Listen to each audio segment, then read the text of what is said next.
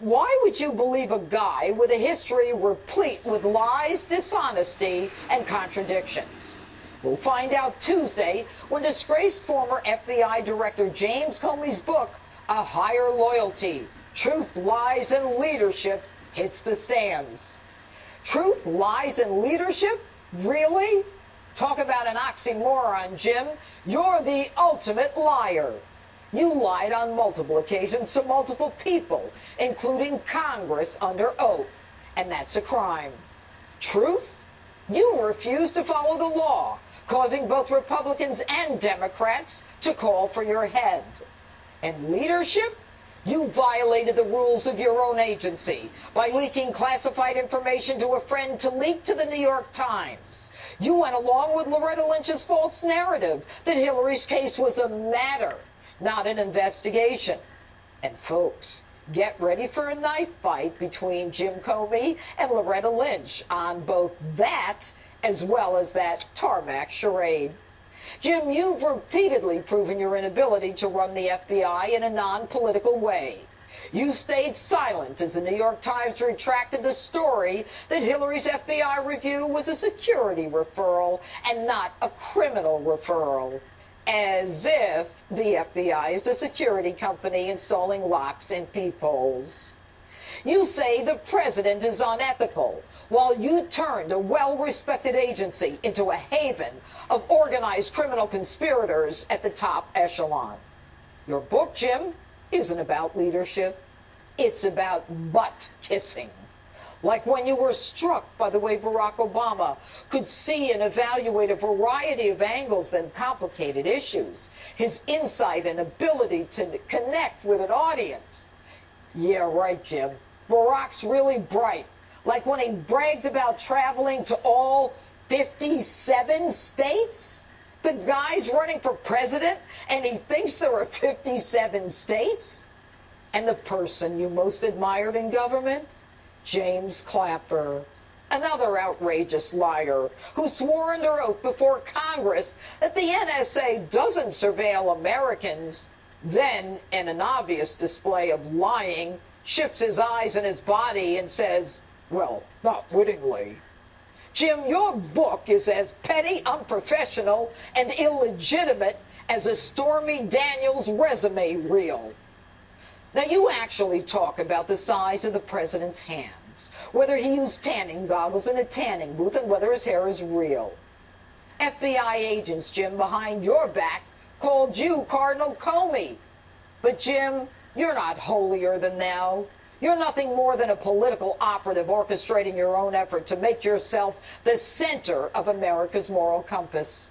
Beginning with your two-step, the one that you and your friend Bob Mueller, then FBI director, who at your request brought in the FBI agents to make sure the Secret Service didn't block your dramatic entrance at John Ashcroft's hospital bedside, claiming that you were willing to resign if the Attorney General didn't follow your suggestion. But enough about you. Let's read the book's excerpts.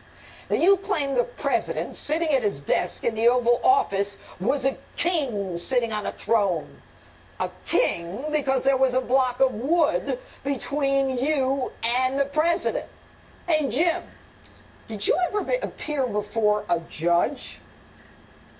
Jim, you say the president was concerned when you presented him with your fake dossier alleging the president had prostitutes peeing on him in Moscow, and then you tear Melania down. How could your wife think there's a 1% chance you were with prostitutes peeing on each other in Moscow? I'm a flawed human being, but there's literally zero chance that my wife would think that was true. I'm happy for you, Jim, that your wife Patrice would never think that of you. But then again, Jim, Patrice was never actually presented with a fake dossier by the director of the FBI, who parenthetically knew it wasn't true. And the president didn't just bring it up in conversation. You're the one who went to talk to the president to inform him of what you knew at the time was not verified. The whole thing was a charade, and when you were asked by Stephanopoulos... But did he have a right to know that? That had been financed by his political opponents? I don't know the answer to that. You don't know the answer? And of course, just to hit the president a little more and to get a great headline, you say this. But I don't know whether the current president of the United States with prostitutes peeing on each other in Moscow in 2013. It's possible, but I don't know. Jim, it's possible. And it's possible Martians were in that room peeing on the prostitutes, too. Maybe we should start a new investigation. Are Martians colluding with the prostitutes to make the president look bad? And when you ridicule the president, asking you whether he looked like a guy who needed hookers, your answer? Sir, I'm not saying that we credit this. I'm not saying we believe it. But Jim, you don't credit it? You don't believe it? Jim, you're a liar. This is the dossier that you presented to a FISA court judge, and you admit you told the president you couldn't credit it when you said you couldn't believe it, and yet you seek a warrant from a judge based on this fake dossier. Were you lying before the judge, or were you lying in the book? And while we're at it, Jim, your explanation for announcing Hillary's renewed investigation? You claim it was because you told Congress that if new information were to come to light, you would tell them. Jim, you could have told them without a televised press conference. You could have called two men into a room with you and told them.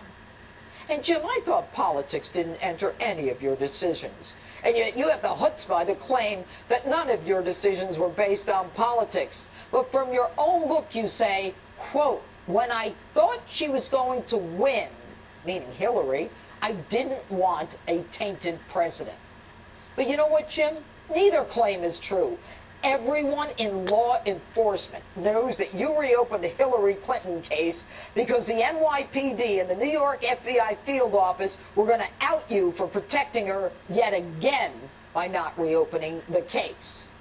Anyway, the ultimate proof that you didn't want to indict her is not only the exoneration memo you wrote 6 weeks and 17 witnesses before she was interviewed, but knowing that she had classified information on her emails, which you swore under oath was true, not asking her this question.